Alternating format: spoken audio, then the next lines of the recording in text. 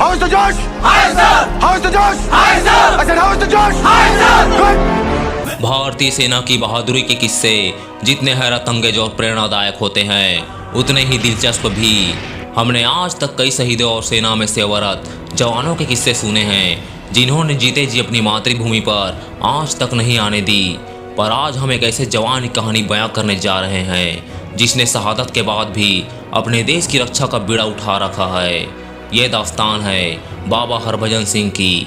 30 अगस्त 1946 को जन्मे बाबा हरभजन सिंह 9 फरवरी 1966 को भारतीय सेना के पंजाब रेजिमेंट में सिपाही के तौर पर भर्ती हुए थे।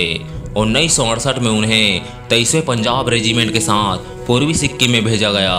4 अक्टूबर 1968 की बात है जब हरभजन खच्चरों का एक काफिला अपने साथ लेकर जा रहे थे। अचानक नाथुला पास के नज़दीक आकर उनका पांव फिसल गया और घाटी में गिरने से उनकी मृत्यु हो गई। पानी का तेज बहाव उनके शरीर को बहाकर 2 किलोमीटर दूर ले गया। कहा जाता है कि उन्होंने अपने साथी सैनिक के सपने में आकर अपनी मौत की खबर दी और यह भी बताया कि उनका शरीर कहाँ मिलेगा। खोजबीन करने पर 3 दिन बाद भारतीय सेना को बाबा हरभजन सिंह का पार्थिव शरीर उसी जगह मिल गया। यह भी कहा जाता है कि सपने में उन्होंने इस बात की इच्छा जताई थी कि उनकी समाधि बनाई जाए और उनकी इस इच्छा का मान रखते हुए उनकी एक समाधि बनवाई गई।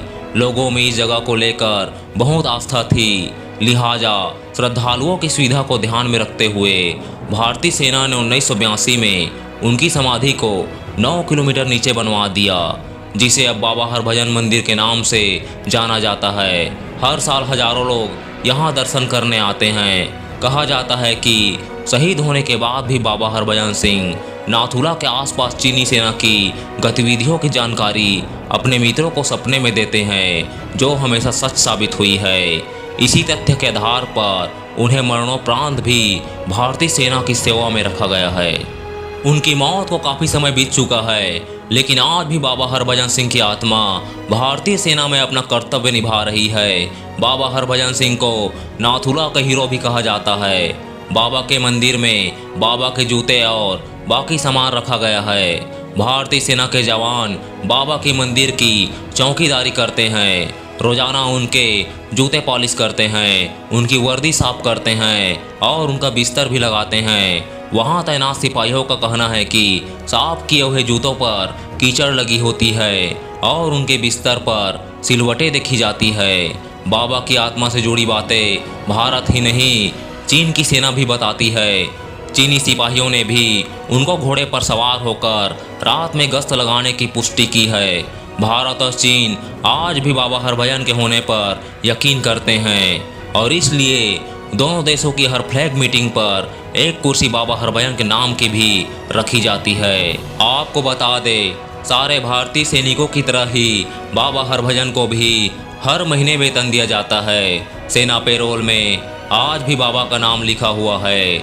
सेना के नियमों के अनुसार ही उनकी पदोन्नति भी होती है। अब बाबा सिपाही से कैप्टन के पद पर आ चुके हैं। हर साल उन्हें 15 सितंबर से 15 नवंबर तक 2 महीने की छुट्टी दी जाती थी और बड़ी श्रद्धा के साथ स्थानीय लोग और सैनिक एक जुलूस के रूप में उनकी वर्दी, टोपी, जूते और साल भर का वेतन 2 सैनिकों के साथ सैनिक गाड़ी में नाथुला से न्यू जलपाईगुड़ी रेलवे स्टेशन लाते। वहां से डिब्रूगढ़ अमृतसर एक्सप्रेस से उन्हें जालंधर लाया जाता। गाड़ी में उनके नाम का टिकट भी बुक किया जाता। यहाँ से सेना की गाड़ी उन्हें उनके गांव तक छोड़ने जाती। वहाँ सब कुछ उनके माँ को सौंपा जाता। फिर उसी ट्रेन से उसी आस्था और सम्मान के साथ उनके समाधि स्थल वापस लाया जाता। लेकिन कुछ साल पहले इस आस्था को अंधविश्वास कहा जाने लगा। तब से यह यात्रा बंद कर दी गई। इस तरह की आस्था पर भले ही सवाल उठाया जाए और अंधविश्वास कहा जाए, लेकिन भारतीय सैनिकों का मानना है कि उन्हें यहाँ से शक्ति की अनुभूति होती है। बाबा हरभजन सिंह की यह कहानी आपको कैसी लगी हमें कमेंट करके ज़रूर बताइए। साथ ही वीडियो को लाइक कीजिए और अगर आप हमारे चैनल पर पहली बार आए हैं तो हमारे चैनल को सपोर्ट करने के लिए हमारे चैनल को सब्सक्राइब कर बेल आइकन ऑल पर कर लीजिए ताकि हमें मोटिवेशन मिलता रहे और हम आपके लिए ऐसी ही वीडियो लेकर आते रहें। जय हिंद।